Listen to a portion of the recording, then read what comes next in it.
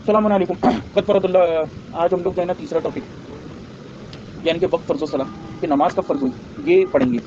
وقت اختلاف العلماء من المؤرخین وغیرہم فی سنۃ الاسراء برسول اللہ کہ علماء نے اختلاف کیا ہے مؤرخین میں سے تاریخ دانوں میں سے اور اس کے علاوہ بھی کہ کون سا سال تھا رسول اللہ کا آسمان پر جانے کا. والذی علیہ الاتفاق ان رسول اللہ صلی اللہ علیہ وسلم لا یعرف من السنن والادب منها الا ما ندب کہ رسول اللہ جو مکہ میں نماز پڑھتے تھے نا وہ سادی سی نماز تھی. لا یعرف من السنن اور اس میں زیادہ سنن اور آداب نہیں تھے منها الا ما ندب سوائے نادر. ولكن ما ثبت عن رسول اللہ هو انه يؤدي صلاة ذات ركوع واحد وسجدتين کہ رسول اللہ جو نماز ادا کرتے تھے نا وہ رکوع والی تھی اور اس کے اندر ایک رکوع تھا اور دو سجود تھے یعنی دو سجدے ہوتے تھے رسول اللہ کی مکہ کی نماز میں.